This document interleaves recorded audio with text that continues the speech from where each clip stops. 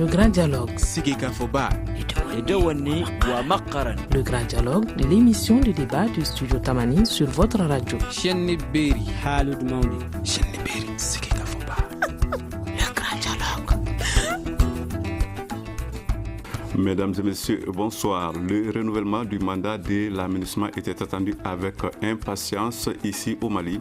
Pourtant, le mandat en question n'en était pas à son premier renouvellement. Alors pourquoi tant d'intérêt et d'impatience pour un acte qui, a priori, n'était jusque-là perçu que comme une simple formalité? La raison est apparemment double. D'un, l'évolution de la situation sur le terrain avec les attaques qui ne cessent de se multiplier particulièrement contre l'aménagement.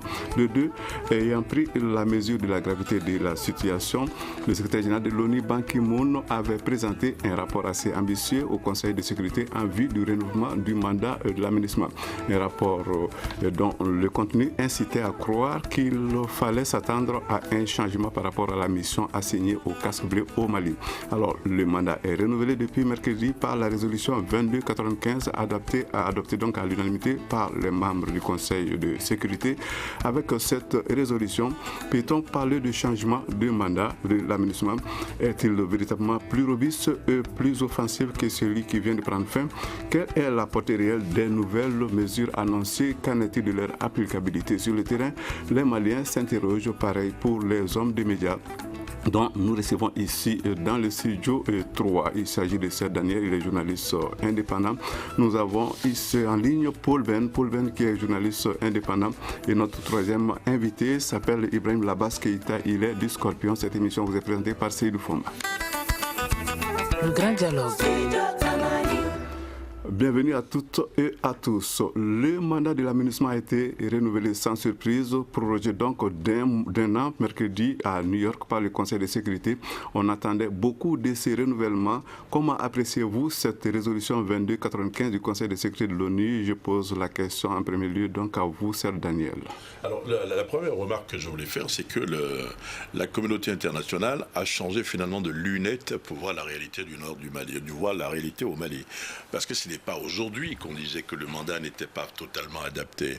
Donc ma première réaction, la communauté internationale change de lunettes pour voir la réalité sur le terrain. Deuxième observation que je souhaitais faire, c'est qu'une chose est de rendre plus robuste le mandat.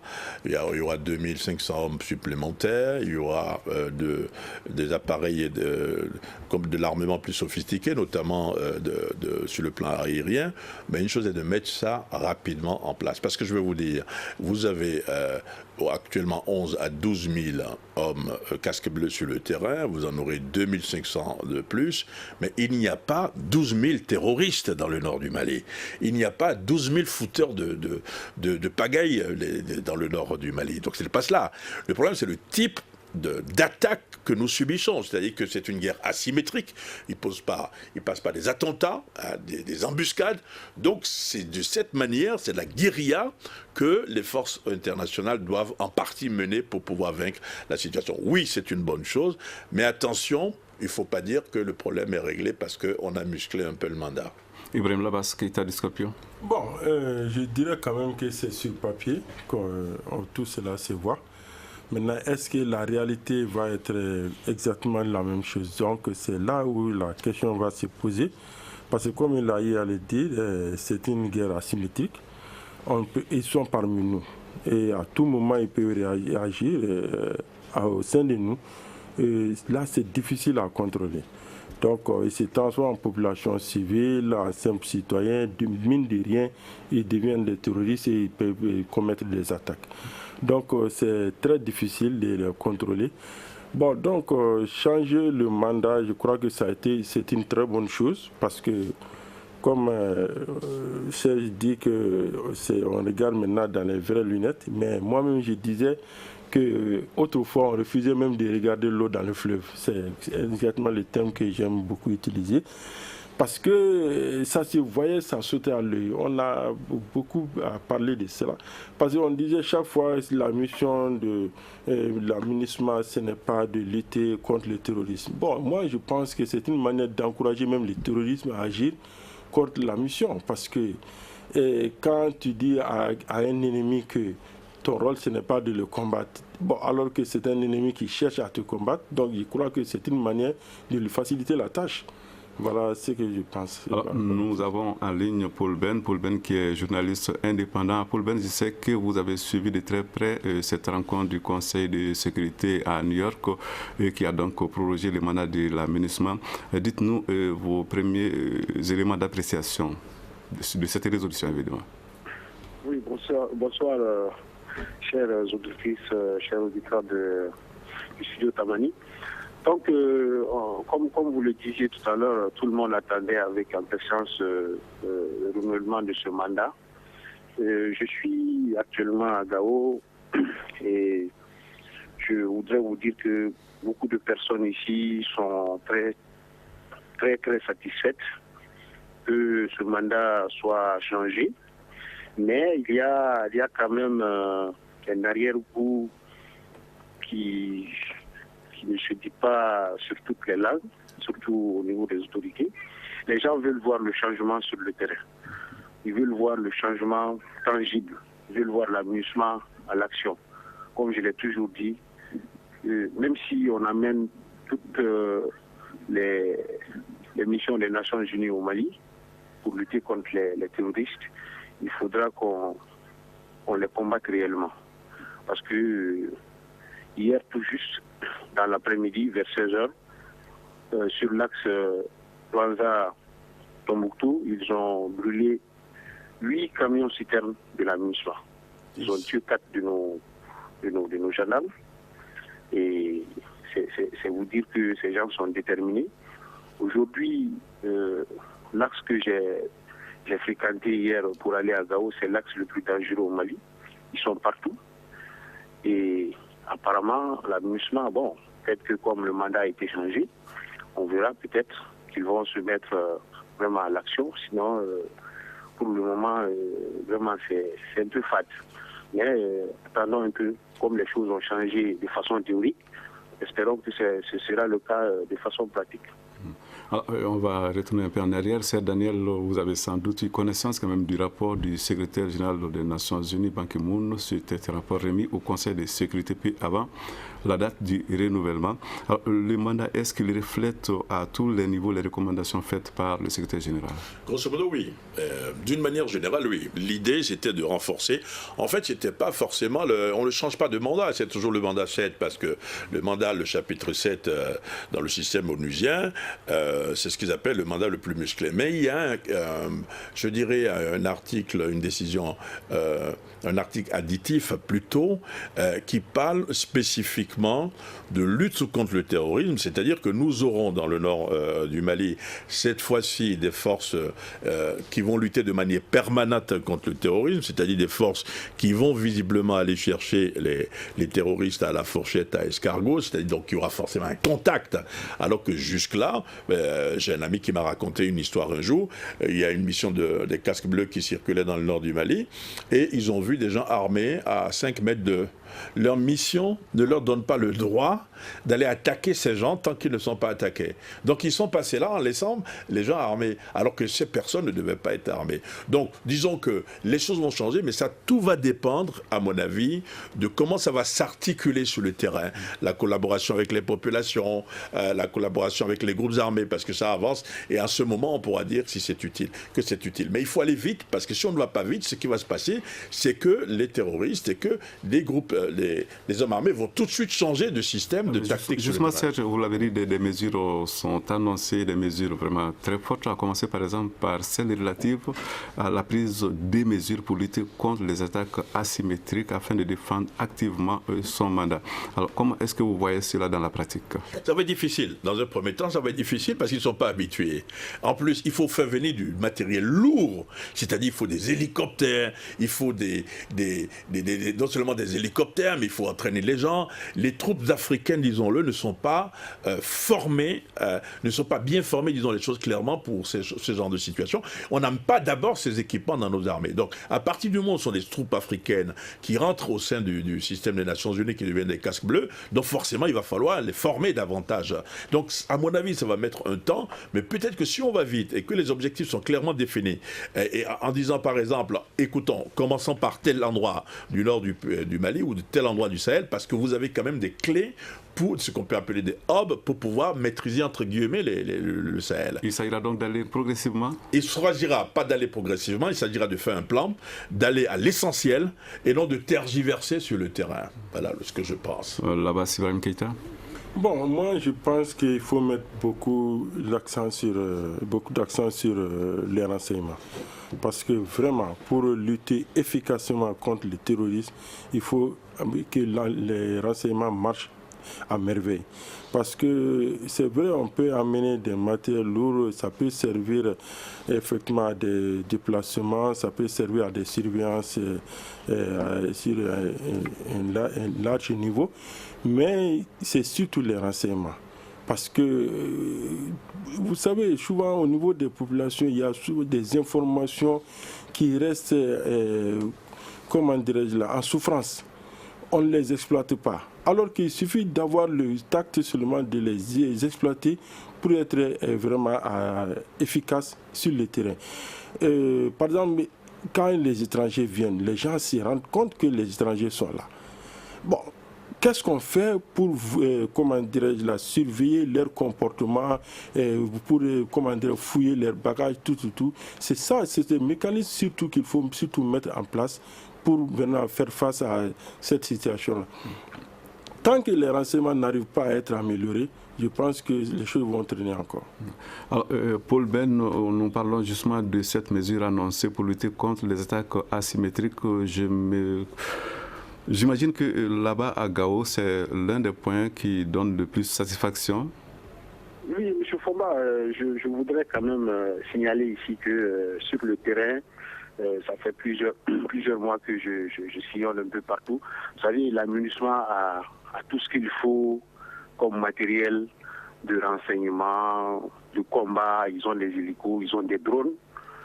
Vous voyez, quand Serge Daniel dit qu'il faut que les troupes africaines soient entraînées, vous savez, quand les Tchadiens n'avaient pas de casque bleu sur la tête, mais c'était les premiers qui étaient au front, ils étaient au charbon. Ils ont combattu aux côtés des Français. Ils ont lutté, ils ont lutté contre le terrorisme. Il suffit tout juste de leur dire que bon, quand vous avez en face de vous ou dans une zone donnée des gens qui sont armés et qui ne le doivent pas être, mais vous les combattez. Mais Paul Ben, je crois que le problème du matériel est une réalité parce que nous avons vu même dans les rapports, oui, du secrétaire général. Je suis sur le terrain et je vois chaque jour passer. Je rencontre chaque jour du matériel que je vois avec, par exemple, Barkhane. Moi, je n'ai pas vu ce que Barkhane a sur le terrain que la MINUSMA n'a pas. Ça, je ne l'ai pas vu. La MINUSMA a tout ce que Barkhane a sur le terrain. Maintenant, au niveau des renseignements, vous avez le contingent de 650 soldats allemands qui est arrivé tout récemment. Son boulot principal, c'est le renseignement. Et je vous le dis, ce n'est pas des enfants de cœur. C'est pas ils portent la bannière des Nations Unies, mais ce n'est pas des gens qu'on peut attaquer comme ça. Ils sont lourdement armés, ils ont tout ce qu'il faut. Je vous dis, tout ce qu'il faut pour que la MINUSMA puisse lutter contre le terrorisme, c'est de changer les mentalités, le discours, donner l'ordre, donner le feu vert à ces soldats des Nations Unies de lutter réellement contre le terrorisme. Sinon, le matériel, vraiment, il y a des zones qui sont là, mais c'est des militaires. On ne va pas les apprendre à tirer, on ne va pas les apprendre à... C'est des militaires aguerris que je vois sur le terrain. Et d'ailleurs même, j'ai échangé avec certains qui se plaignent. Ils sont vraiment... Certains sont désabusés de ne pas pouvoir faire leur travail normal qu'ils doivent faire quand ils sont en face ou dans une zone donnée.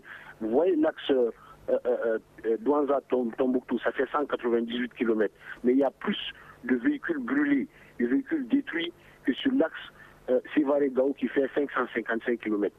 C'est pas normal. Or, sur cet axe, presque chaque jour, il y a un convoi de la MINUSMA qui fait les va-et-vient. Mais comme je vous l'ai dit, pour le moment, ils n'ont pas le droit de lutter ou de tirer sur des terroristes qui sont abondamment dans cette zone. Donc, ils ne peuvent pas faire le travail. Mais ils sont armés. Ils ont toutes sortes d'armes pour lutter contre ces gens. Moi, je crois que c'est le mot d'ordre. Alors, nous allons nous retrouver dans un instant pour la suite de ces débats. Nous donnerons donc la parole à C. Daniel qui a envie de réagir. Juste après la pause. Vous écoutez Studio Tamani, votre avis nous intéresse. Écrivez vos commentaires et suggestions sur la page Facebook et dialoguez avec nous. Studio Tamani, c'est aussi les réseaux sociaux. Alors, les nouvelles mesures annoncées pour le nouveau mandat de la MINUSMA au Mali, c'est de cela que nous parlions avant la pause. Alors, le problème de matériel, nous l'avons évoqué. Est-ce que les hommes qui sont sur le terrain sont suffisamment armés? Est-ce qu'il faut les armer de façon plus lourde que les armes dont ils disposent pour l'instant? Alors, nous avons écouté la réaction de Paul Ben. À présent, je crois qu'on va suivre la réaction de C. Daniel. Oui, non, mais ce que je voulais dire, c'est que les soldats, les casques bleus de la MINUSMA n'ont pas le même matériel que les forces Barkhane sur le terrain. Ce n'est pas vrai. Quand vous discutez avec les spécialistes de défense, ils vous expliquent clairement que Barkhane est plus armé et plus actif sur le terrain que la MINUSMA. Et si vous prenez la résolution qui a été prise au Conseil de sécurité des Nations Unies, il est clairement dit que non seulement on envoie environ 2500 hommes supplémentaires, mais on envoie également du matériel militaire pour renforcer la sécurité, pour pouvoir lutter contre le terrorisme. Donc ça, c'est clair. Mais cela dit, ce qui va manquer, à mon avis, vous pouvez avoir les armes, vous pouvez avoir les hommes. Si vous n'avez pas les renseignements, vous ne pouvez pas. Tout à l'heure, l'interlocuteur, notre collègue qui est à Gao, disait que la MINUSMA avait tout le matériel de surveillance. Non. Le matériel ils n'ont pas tout le matériel de surveillance. Ils n'ont pas tout le matériel nécessaire pour surveiller ce qui se passe sur le terrain. Ce qu'il faut au-delà de tout ça, et j'en aurais terminé, c'est le renseignement humain. C'est-à-dire que si vous allez dans le désert, puisque c'est véritable no man's land, c'est-à-dire que vous pouvez parcourir 125 km sans trouver trace de vie, effectivement, vous avez les populations locales qui peuvent informer, mais ce que ces populations locales vous disent, parce que j'écris plusieurs livres sur la situation, mais en allant sur le terrain, et ce que ces populations vous disent, et on peut bien comprendre ces populations, c'est de vous dire, par exemple, écoutez, nous sommes ici, il n'y a pas de présence de l'État. Ceux qu'on appelle les djihadistes, c'est eux qui nous amènent les médicaments. Pourquoi voulez-vous que demain, on les dénonce, par exemple, aux autorités 1? Alors, pourquoi voulez-vous qu'on les dénonce et qu'ils viennent nous tuer? Puisque vous savez là-bas que quand on dénonce les islamistes, les terroristes, le problème c'est qu'ils viennent tuer les gens. Donc avoir également le renseignement de terrain, savoir où ils sont, que font-ils, ça à mon avis c'est capital pour pouvoir lutter contre le terrorisme. J'espère que la résolution va aller très vite parce que le problème n'est pas, j'en aurais terminé, le problème n'est pas de signer une résolution et d'applaudir, mais le problème c'est que ça se traduise dans les faits, et dans les faits il faut que ça se traduise. Vous avez vu ce qui s'est passé hier sur l'axe Douanza-Tombouctou, c'est-à-dire deux personnes à moto qui quand même arrivent à brûler une dizaine de véhicules. À Gao hier, il y a eu 2 morts, vous savez. Donc ce n'est quand même pas possible. Il faut que Gao est une zone de guerre, que nos militaires considèrent la zone comme une zone de guerre et qu'on soit, par exemple, incapable de leur arracher un véhicule. C'est impensable qu'on puisse, dans cette zone, venir voler 2 véhicules de l'armée alors que les militaires sont assis quelque part. Est-ce que vous voyez? Donc c'est aussi dans la mentalité qu'il faut pouvoir changer les choses. Alors, Ibrahim Labaski, puisque nous parlons, alors allez-y. C'est surtout aussi qu'au-delà même des hommes, des matériels, des renseignements avec les populations, c'est le système de checkpoint aussi qu'il faut bien voir. Parce que vraiment, moi, je ne suis pas très satisfait de la façon dont les checkpoints sont installés. Parce que je vois souvent des checkpoints sans sac de sable, sans des gens barricadés, bien prêts à tirer à tout moment. On voit qu'il y a toutes sortes de fourre-tout dans cette histoire-là, donc je pense que ça ne va pas. Donc vous avez l'impression qu'il n'y a pas suffisamment de précautions? De précautions au niveau des hommes. Il faut que cela soit vu de très clair, tant au niveau de la MINUSMA, même qu'au niveau de l'armée surtout. Et puis même les camps militaires et autres là.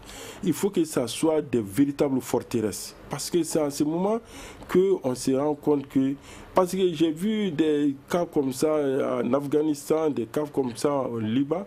Quand les troupes françaises étaient au Liban, c'était des sacs de sable à perte de vue, avec même des troupes américaines, c'était des sacs de sable.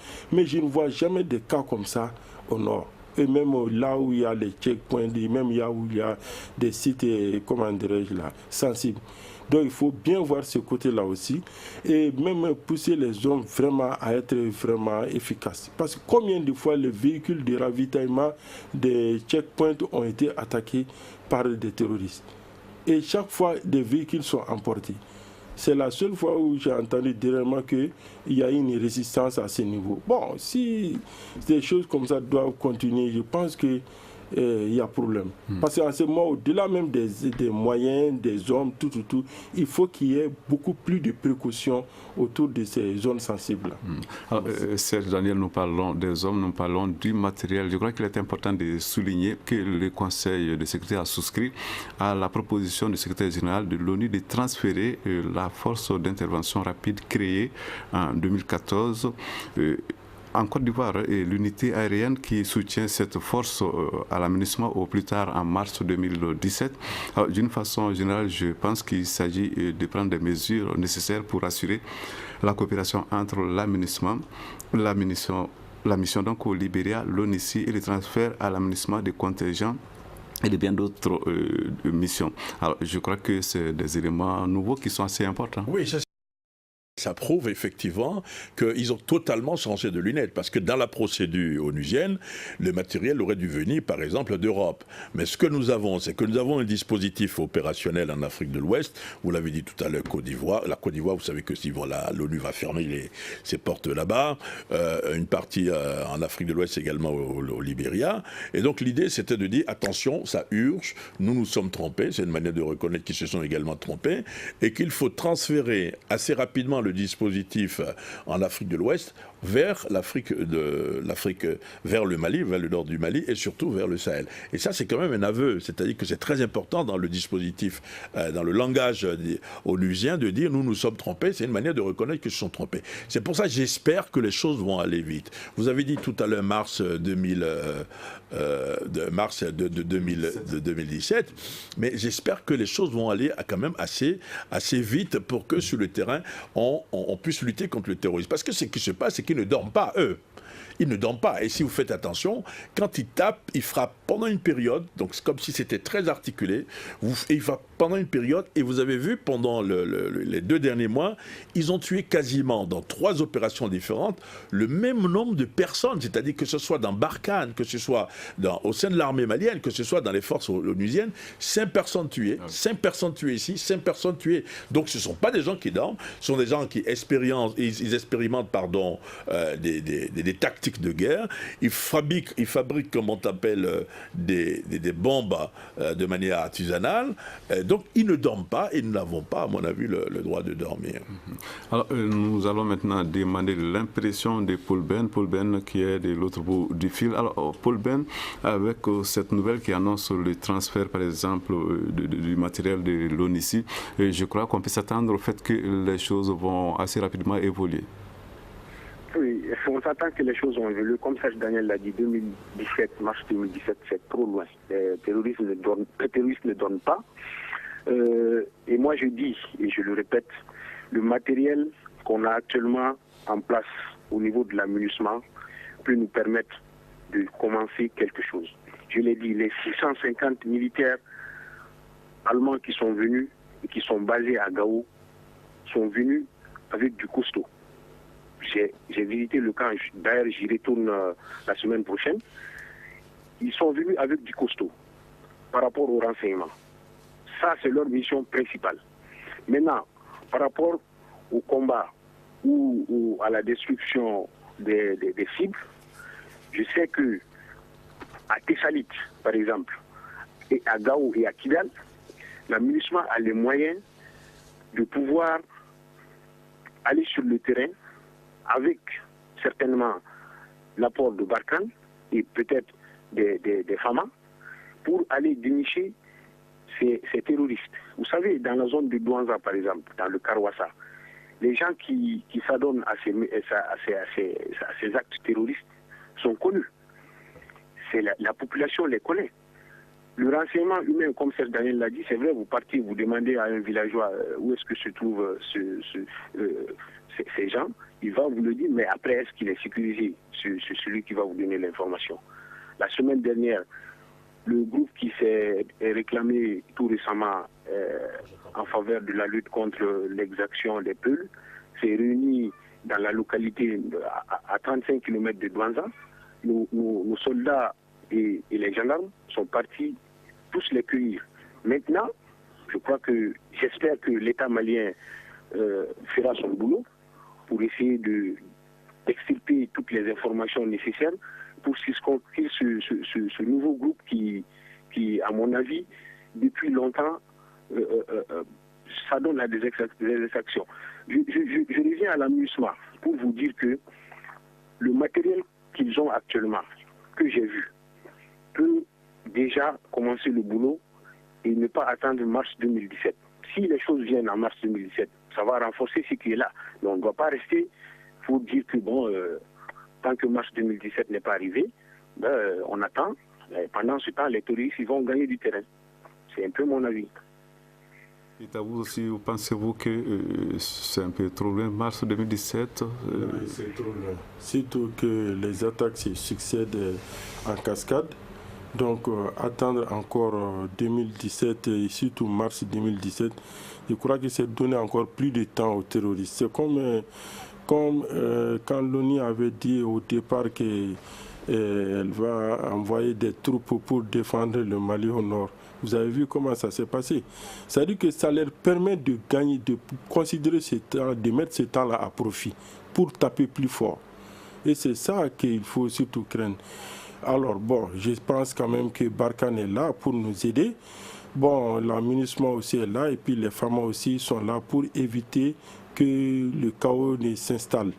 Mais quand même, aller plus vite, ça allait être mieux parce qu'au moins, ça donne l'idée que le Mali est en bonne voie d'assurer rapidement la paix. Sinon, à ce rythme-là, attendre mars, je crois que c'est trop long. C'est Daniel, un autre point important quand même de cette résolution du Conseil qui demande à tous les groupes armés qu'ils déposent les armes, qu'ils mettent fin aux exactions, aux hostilités, et renoncent à la violence et rompent avec des organisations terroristes. Je crois que c'est une mesure importante, mais comment est-ce qu'elle peut être appliquée? Alors, vous savez, si vous prenez l'accord d'Alger, il y a l'article 53. L'article 53, c'est l'article qui fait référence à toutes les sanctions qu'on peut prendre contre les hommes, contre les groupes qui empêchent le processus de paix de marcher normalement, d'avancer, j'allais dire. L'une des choses que je regrette le plus dans l'application de l'accord d'Alger, c'est qu'on n'a jamais pris de sanctions contre les groupes. Donc, ce qui fait que les groupes ils se disent, mais non, il n'y a pas de sanctions. À partir du moment où il n'y aura pas de sanctions, on peut dévier, revenir dans les rangs, etc. Ça, c'est la première chose. Mais ce ne sont pas seulement les groupes qui doivent respecter les engagements. Le gouvernement de la République doit respecter aussi ses engagements. Si le gouvernement de la République ne respecte pas ses engagements, le processus ne pourra pas, à mon avis, aller de l'avant. Ce qu'il faut souhaiter, c'est qu'on puisse quand même désigner nommément les personnes, les groupes ou les partis qui empêchent le processus de base. Je pense que si on commence à prendre des sanctions, vous avez vu dans d'autres pays, à partir du moment où on a commencé à prendre des sanctions individuelles, les choses ont fonctionné. Mais si vous avez des responsables, si vous êtes dans un groupe et il n'y a pas de loi et qu'on n'applique pas les lois, qu'on ne peut pas prendre de sanctions, à mon avis, ça va être un peu difficile. Mais le mot sanction est bien mentionné dans les documents. Oui, mais ce n'est pas la première fois. Déjà dans l'accord d'Alger, on a célébré l'an 1 de la signature de l'accord d'Alger. Pourtant, il y a eu plusieurs violations de cessez-le-feu sans qu'il y ait des sanctions. C'est ça le problème. Si aujourd'hui on peut en fait aller aux sanctions vis-à-vis des groupes, ça va être intéressant. Vis-à-vis des personnes, de toutes les parties, la partie qui ne respecte pas ses engagements ou qui viole les accords, il faut qu'on puisse la punir. Ça c'est un. L'autre chose, c'est qu'on aura beaucoup de difficultés à respecter le calendrier, disons-nous les choses. Vous savez qu'on a un référendum constitutionnel qui va être, où il y a une commission qui vient d'experts qui vient d'être mise en place. Vous allez voir, le référendum aura lieu, à mon avis, s'il a lieu, il aura lieu en fin d'année.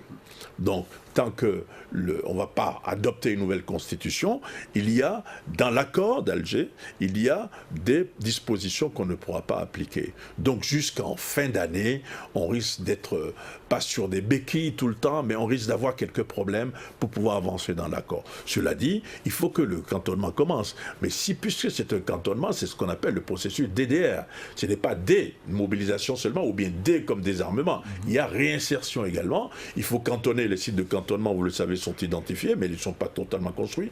Commençons par le cantonnement, mais commençons aussi, il ne faut pas l'oublier, parce qu'il est dit clairement dans l'accord qu'il faut des patrouilles mixtes pour sécuriser les populations, rassurer les populations. Donc, que ce soit à Gao dans un premier temps ou à Tombouctou dans un premier temps, vous aurez 200 éléments des forces de sécurité nationale, vous aurez 200 membres de groupes armés de la plateforme, 200 autres de la rébellion, de la SEMA, qui vont mener des patrouilles ensemble. Je pense que ça peut ramener rapidement la confiance. Mais il ne faut pas en faire du désarmement tout de suite en disant désarmement. Vous avez vu le processus en Côte d'Ivoire. La dernière arme qui a été déposée par les rebelles en Côte d'Ivoire, la dernière arme a été déposée après les élections. Donc on ne peut pas désarmer tout de suite tout le monde, mais le problème c'est de pouvoir commencer le processus du DDR et que chaque parti respecte les engagements qu'elle a pris devant la communauté internationale et devant la communauté nationale. Donc le plus important c'est de pouvoir commencer. Il faut commencer. Alors la suite de cette émission dans un instant. Un avis, un commentaire. Réagissez sur la page Facebook de Studio Tamani et restez connectés avec nous. Studio Tamani sur les réseaux sociaux pour vous faire entendre. Le renouvellement du mandat de la MINUSMA, c'est donc le sujet qui est au centre du forum de la presse de ce vendredi. Alors, nous venons d'entendre Serge Daniel. Il s'est prononcé sur une question qui est assez importante. Alors, nous allons à présent nous tourner du côté de vous, Ibrahim Labas Keïta. Alors, nous venons de le dire. Il y a beaucoup de choses à faire puisqu'on demande que les groupes armés déposent les armes, mais certes, on l'a dit, ce n'est pas la première fois et ça n'a jamais été appliqué parce qu'il n'y a pas de sanctions qui suivent. Alors, qu'est-ce que vous pensez quand on demande au niveau du Conseil de sécurité, on demande aux groupes armés de déposer les armes, de cesser les hostilités, alors de rompre avec les terroristes? Est-ce que vous pensez que cela pourra avoir un effet? Bon. Avoir un effet à condition, comme Serge Daniel a eu à le dire, que les textes soient appliqués à la lettre. Que s'il y a sanctions, qu'il y ait des sanctions contre les fautifs. Et généralement, c'est ce qui n'arrive pas à être fait. Parce que généralement, chaque fois qu'il y a des attaques terroristes, on sent même des complicités. Mais comme on le dit, on n'arrive pas à le dire clairement. On fait disparaître tout ça dans les propos diplomatiques, comme si c'est des phénomènes qui sont arrivés comme ça et puis c'est des phénomènes passagers. Non. C'est-à-dire qu'il faut aller tel quel sur le terrain. Il y a eu des attaques, il y a eu des enquêtes. Les enquêtes ont situé des responsabilités alors que maintenant que les sanctions tombent. Parce que chaque fois on dit que les enquêtes sont ouvertes, mais généralement c'est des enquêtes qui ne sont pas suivies des sanctions. Or, dans les enquêtes, on sait très bien qu'ils aboutissent à des choses très claires, des résultats très clairs. Mais à partir du moment que les résultats sont connus, pourquoi ne pas appliquer les sanctions? Alors, Paul Bell est toujours en ligne. Alors, Paul Bell, vous l'avez suivi. Il est question donc que les groupes armés déposent les armes. Alors, dites-nous maintenant, avec ce renouvellement et toutes les mesures annoncées, est-ce que vous pensez que des processus comme, par exemple, celui du cantonnement vont pouvoir aller un peu plus vite? Oui, justement, je voulais commencer par le cantonnement parce que vous savez, ce processus, c'est toute une chaîne. Pour pouvoir rassembler les gens, il faut les cantonner. Pour pouvoir les identifier, les faire désarmer, il faut les cantonner. Or, à ce jour, malgré toutes les déclarations que j'ai entendues ici et là par le MINUSMA, les cadres du gouvernement, etc., sur le terrain, le cantonnement n'est pas du tout apparent. Vous savez, quand vous voulez cantonner les combattants, il faut quand même mettre le minimum de mesures sur place, c'est-à-dire un endroit où ils peuvent loger, de l'eau et surtout les vivres. Mais sur le terrain, ce n'est pas le cas. Et tant que vous n'avez pas mis cette première mesure sur place, les gens ne pourront pas se rassembler pour être cantonnés, être désarmés, et puis que la suite se fasse. Je vois très mal cela commencer sous peu, parce que tout le monde se plaint. Le gouvernement du Mali, bon, son sport favori ces derniers temps, c'est l'organisation des forats.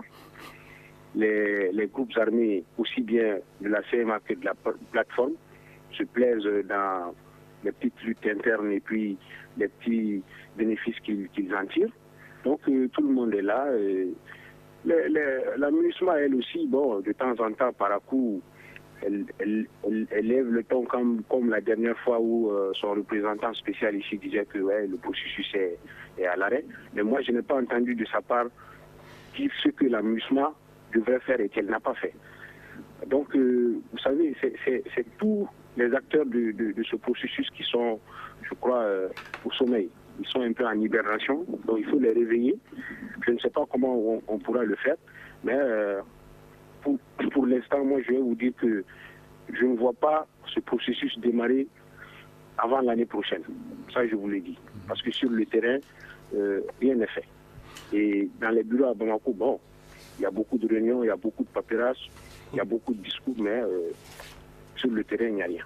Donc, ça sera très difficile. Ibrahim Labas Keïta du Scorpion, il est question d'aider quand même à rétablir l'autorité de l'État sur toute l'étendue du territoire national. On sait que c'est très important, particulièrement pour que les élections à venir soient une réussite. Mais comment est-ce qu'on peut parvenir à cela? Bon, déjà, comme on a parlé des autorités intérimaires, la mise en place des autorités intérieures, je pense qu'il faut procéder par ça. Et concomitamment, c'est-à-dire que mettre en place aussi l'administration partout où cela est nécessaire. C'est-à-dire qu'il faut qu'on fasse en sorte que l'administration soit partout au nord.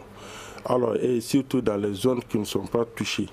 Donc, au-delà de tout cela, il faut reconnaître que l'État doit faire tout de son mieux pour être partout. Parce que c'est là où on peut organiser les élections. Parce que moi, je serais très offusqué de voir que les élections soient organisées et qu'il y ait des zones qui ne soient pas touchées. Par exemple, comme on a eu à connaître le cas lors des législatives partielles d'Ansongo. Il y a eu toute une commune où les gens n'ont pas eu à voter. Parce que tout simplement, les forces hostiles ont dit que c'est leur territoire. Alors donc, or, on était dans une situation de processus de paix. Et donc, on ne voit pas pourquoi on empêche les gens d'aller exprimer leur vote. Alors, donc, je crois qu'on doit éviter que de tels cas se passent avec les prochaines élections. Quand les élections se tiennent, il faut qu'on soit rassuré que les élections se tiendront dans toutes les communes du Mali. Et à ce moment, le jeu sera fait. C'est Daniel. Alors, moi, je voulais dire deux choses. La première, c'est par rapport rapidement au cantonnement. Ce qui rend difficile la chose, et ça, c'est dangereux, je pense que ce soit la MINUSMA ou les Nations Unies, les médiateurs, les facilitateurs, on doit revoir une disposition de ce que dit l'accord, c'est-à-dire que si vous voulez être cantonné, il faut déposer une arme. Donc, on est considéré comme rebelle, comme homme armé, celui qui a une arme. Mais ceux qui n'ont pas d'arme, et qui ont envie, par exemple, de cantonner, de rentrer dans le processus, ce qui arrive, vous l'avez vu, ils achètent des armes dans le stock de l'armée régulière, ça a été démontré, puisque des armes ont disparu. D'autres vont acheter des armes chez des rebelles, ou bien d'autres ont 6 armes, et ils donnent 2 armes à deux copains pour se cantonner. Je pense qu'il faut revoir peut-être ce dispositif en disant, ce n'est pas seulement parce que vous avez une arme que vous êtes considéré comme un combattant. La deuxième chose, je suis persuadé qu'on va probablement avancer à un moment, parce que vous voyez, par exemple, on vient de nommer le haut représentant du chef de l'État, cette fois-ci pour l'application de l'accord d'Alger. Parce que au sein du gouvernement, le ministre chargé de la reconstruction du Nord et de la solidarité, M. Konaté, c'est lui qui pilotait un peu le dossier et visiblement il devenait de plus en plus essoufflé pour signer un document. Parfois il est pris ailleurs, il n'est pas là. Donc maintenant il y a un représentant du chef de l'État pour cela. Donc ça peut servir. Je suis honnêtement moyennement optimiste parce que je pense effectivement que tant que vous n'allez pas avoir une nouvelle constitution, vous ne pouvez pas appliquer tout l'accord d'Alger. Donc la réforme constitutionnelle aura lieu, enfin le référendum aura lieu en principe au mois de décembre, au fin de l'année. Donc il faut attendre l'année prochaine, mais il ne faut pas dire, bon, on attend qu'il y ait le référendum pour tout régler. Il faut tout régler et que le référendum soit plutôt le couronnement, si vous voulez, des actions en faveur de la paix dans le nord du Mali. Alors, Paul Ben, on va quand même dire un mot des forces armées maliennes, mais surtout un autre plan. Cette fois-ci, c'est pour terminer l'émission. Alors, le général Didier Dako, à présent général de division, vient d'être nommé chef d'état-major des forces armées. Est-ce que cela vous surprend? Bon, vous savez, M. Fomba, sans vouloir être un peu ironique, bon, c'est un bon militaire. Je crois que, bon, s'il a été nommé, c'est que ceux qui l'ont nommé ont considéré qu'il est bien. Bon, je ne voudrais pas faire de commentaires par rapport à qu'il soit bien ou pas. Bon, je ne voudrais pas faire de commentaires par rapport à ça. Je crois que si les plus hautes autorités ont décidé d'en faire le chef d'état-major général des armées, bon, c'est leur choix. Je ne voudrais pas faire de commentaires par rapport à cela. Vous l'attendez, vous l'observez et vous le jugerez donc à la tâche, c'est cela? Voilà. Alors, nous allons à présent suivre la réaction de Ibrahim Labaskita sur cette question. Bon, le général Didier Dako, c'était un bon militaire, un militaire très respecté dans l'armée malienne. Il faut reconnaître qu'il a eu à montrer des preuves, il a eu à exercer des tâches importantes et c'est un homme de commandement. S'il est bon pour le commandement, il en a montré les preuves. J'ai beaucoup de respect pour lui. Mais ça dit que, comme on dit, il faut toujours mettre l'or à l'épreuve du feu pour savoir que c'est de l'or. Donc il est maintenant à la tâche. On va le juger au jour, les actes qu'il va poser et surtout les décisions qu'il arrivera à prendre. Parce qu'il faut reconnaître qu'il arrive à un moment aussi où beaucoup de nouvelles recrues sont en formation. Alors donc il y a même des problèmes à ce niveau parce qu'il y a eu des morts d'hommes au niveau des centres de formation. Donc je crois qu'il sera jugé par rapport à tout cela. Donc j'aimerais vraiment le voir à la tâche pour ensuite porter un jugement sur sa personne. Serge Daniel, pour le mot de la fin. La première chose qu'il faut dire, c'est qu'il a été nommé d'abord parce que son prédécesseur est parti à la retraite. Donc, il fallait nommer quelqu'un. Son prédécesseur était à la retraite bien avant. C'est intéressant de le voir, son prédécesseur qui n'était pas dans le moule en tant que tel, qui était nommé à l'époque. Donc, c'était une vision de reconstruction de l'armée. Mais là, évidemment, s'il est nommé, vous savez, il y a deux éléments. Il était quand même dans le centre du Mali lors des événements de Conan. Il était à Kidal lors des événements, lors de la débâcle, il ne faut pas l'oublier. Donc on a voulu, les autorités ont probablement voulu nommer quelqu'un qui est déjà dans la main dans la pâte. Voilà, donc attendons de voir ce qu'il va faire. C'est un bon militaire, mais les militaires n'aiment pas que les civils disent qu'ils sont bons militaires. Donc il faut aller interroger les militaires pour savoir si c'est un bon militaire. Nous le tenterons, Serge Daniel. C'est donc sur ces propos que s'achève l'émission, le forum de la presse de ce vendredi. Je vous rappelle que le sujet du jour, c'était donc le renouvellement du mandat de la MINUSMA. On prépare à l'émission, c'est Daniel, journaliste écrivain, Paul Ben, journaliste indépendant, Ibrahim Labaskita qui est du Scorpion, il est également journaliste. À la mise en onde, Peting Diara et régie vidéo Nouhum Diré, réalisation Ousmane Diadjetouré, présentation Seydou Fomba. Nous vous souhaitons un bon week-end et nous vous retrouvons pour le prochain forum vendredi prochain. Le Grand Dialogue. Le Grand Dialogue, l'émission de débat du Studio Tamani sur votre radio.